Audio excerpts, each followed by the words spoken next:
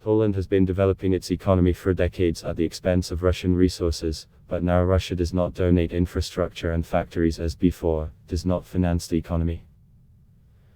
Thermal power plants were built under the USSR, and since then nothing much has changed during the EU. The Polish energy industry, built in the last century, raises many questions among modern environmentalists. Having lost hope of receiving funding from the European Union, which deprived the Polish economy of access to monetary funds, they again decided to replenish their coffers at the expense of Russia by selecting a secondary school belonging to the Russian embassy in another building that is under repair. The reason for the seizure of Russian property is that Denmark is not used for diplomatic purposes. In general, Poland's trade with Russia amounts to $14.3 billion a year and is mainly reduced to the fact that Polish companies buy Russian resources. 75.5% of the total turnover is occupied only by petroleum products and mineral raw materials. Approximately 8.9% of the total structure is the chemical industry, and 8.5% various metals. It seems that there would be no trade without Russian minerals. Although the balance is positive, Poland mainly sells cars and equipment to Russia -45.8%, then comes chemical industry -22.3%, food -8%, and metal products -7.9%.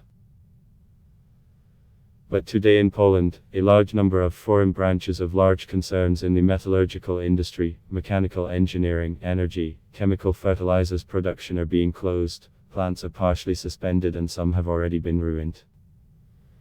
Even the main aluminum producers of several countries are on the verge of bankruptcy. The artificial blocking of the certification of the Nord Stream -2 creates a senseless shortage of gas on the European market, although maybe on the contrary it makes sense.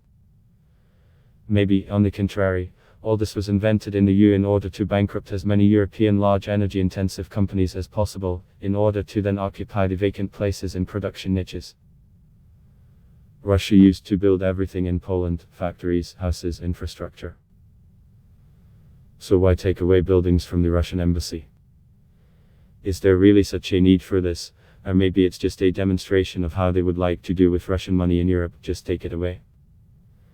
The reasons are no longer even needed here, they are invented on the go. Or maybe really because Poland was deprived of funding from the European budget, they are trying to get financial benefits from the sale of selected buildings in such a simple way. In Poland, it was announced that these structures, which were built by Russia under the USSR, are unauthorized in the possession of the Russian embassy. I wonder if the thermal power plants that Russia built for Poland in the last century are authorized ownership. Europe still has not been able to modernize anything, it was not even going to improve anything there. The transfer to gas is stalling, energy depends on the good received under the USSR.